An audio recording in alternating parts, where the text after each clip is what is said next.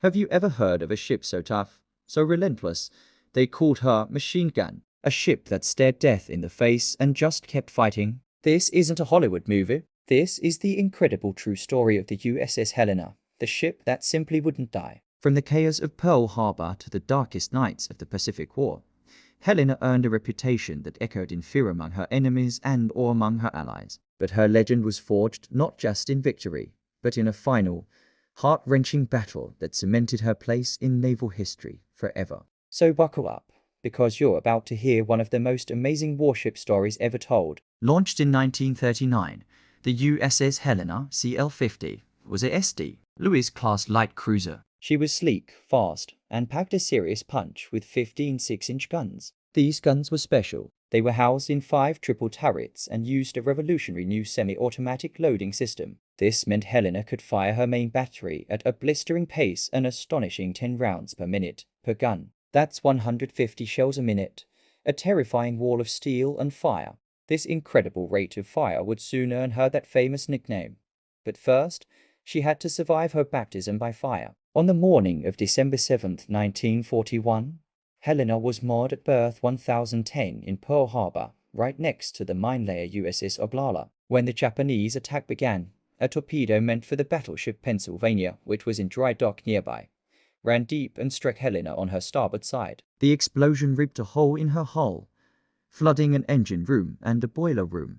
The blast was so powerful it also ruptured the hull of the much older Oglala tied alongside, which later capsized and sank. But Helena, though wounded, was far from out. Her crew, displaying incredible courage and discipline, sprang into action. Damage control teams worked furiously to contain the flooding. Within minutes, her anti-aircraft guns were blazing, fighting back against the attackers. She was one of the first ships to return fire, her crew's quick response saving her from further damage. While many other ships were sunk or heavily damaged, Helena, despite her wound, remained afloat. The machine was damaged, but its heart was still beating. After emergency repairs at Pearl Harbor, Helena steamed for Mare Island Navy Yard in California for a complete overhaul. The Navy didn't just fix her, they made her stronger. She was fitted with the latest SG radar, a game-changing piece of technology that allowed her to see enemies in the dark and in bad weather, long before they could see her. This upgrade would prove to be absolutely critical.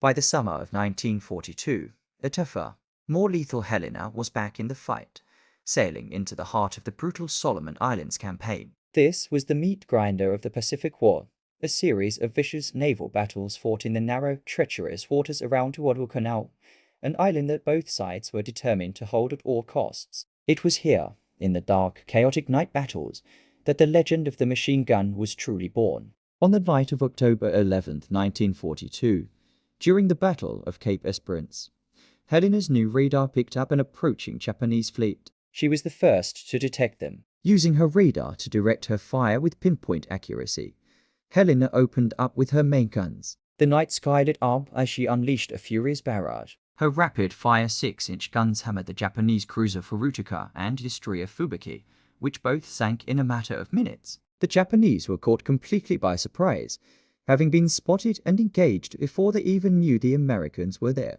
Helena's performance was flawless, a textbook example of how technology and firepower could dominate the night. Just a month later, Helena was in the thick of it again, this time in the naval battle of Guadalcanal. On the terrifying night of November 13th, a chaotic, point-blank brawl known as a barroom fight with the lights out, Helena once again used her superior radar to get the first shots in. In the pitch-black confusion, she fired on a Japanese destroyer which erupted in flames. Throughout the savage, close-quarters engagement, Helena's guns never stopped firing, pumping out shells at their maximum rate, earning her the admiration of every sailor who witnessed it. Friend and foe alike were stunned by the continuous, deafening roar of her guns, a sound like a giant machine gun tearing the night apart. The nickname stuck. From that night on, she was the machine gun cruiser. For the next 8 months, Helena was the backbone of the American naval force in the Solomons. She escorted vital convoys, bombarded enemy positions on shore, and relentlessly hunted Japanese ships in the dangerous waters of the slot.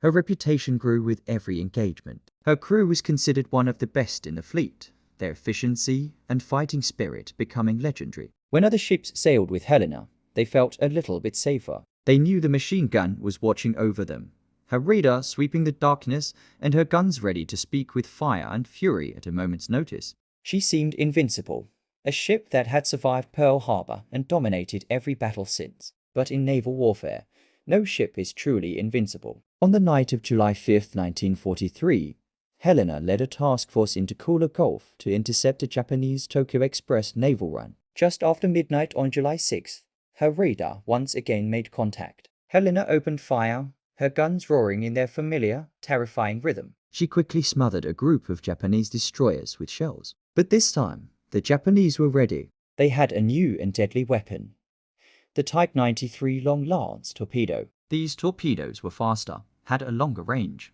and carried a much larger warhead than their American counterparts. And they were notoriously difficult to spot. As Helena blazed away at the enemy destroyers, a volley of Long Lance torpedoes sped silently toward her through the dark water. The first one struck her bow. The sheer force of the explosion ripped the entire front section of the ship clean off. Moments later, 2 more torpedoes slammed into her midsection, right beneath her funnels, in almost the exact same spot she was hit at Pearl Harbor. This time, the damage was catastrophic. The mighty Helena, the ship that wouldn't die, broke into 3 pieces. Her back was broken. The order was given, abandon ship, but even in death, Helena's story wasn't over. Her crew's ordeal was just beginning. Hundreds of men were thrown into the oil-slicked dark water. As the main section of the ship sank, the bow section, remarkably, remained afloat. Many survivors clung to this piece of their beloved ship. 2 destroyers, the USS Nicholas and USS Radford, braved the threat of more torpedoes and enemy fire to rescue as many men as they could before being forced to withdraw at dawn. They left behind about 275 survivors, some clinging to the floating bow, others in life rafts. What followed was an incredible tale of survival. The senior surviving officer organized the men. Using a signal light, he guided the floating bow section toward a nearby island. They were eventually spotted by friendly aircraft. In one of the most daring rescue operations of the war, the same 2 destroyers that had picked up the first group of survivors, the Nicholas and Radford, along with other ships, returned over the next 2 days, steaming deep into enemy-controlled waters to save the rest of Helena's crew. In the end, out of a crew of about 900, nearly 750 men survived, a testament to their own resilience and the bravery of their rescuers. The USS Helena fought in more major engagements than almost any other ship in the US Navy. She earned the Navy Unit Commendation and was the first ship to receive it. From the surprise attack that started the war to the brutal night battles that defined it, she fought with unmatched ferocity. Though her life was cut short in the dark quarters of Kula Gulf, her legend as the machine gun cruiser, the ship that wouldn't die, lives on. She was a testament to American shipbuilding, the courage of her crew, and the relentless fighting spirit that ultimately won the war in the Pacific. Her story is one of tragedy, yes, but it is also one of incredible bravery, resilience, and ultimate triumph of the human spirit. Thanks for watching. If you found this story as incredible as I did, make sure to hit that like button and subscribe for more tales of naval history. Let us know in the comments what ship we should cover next. See you in the next video.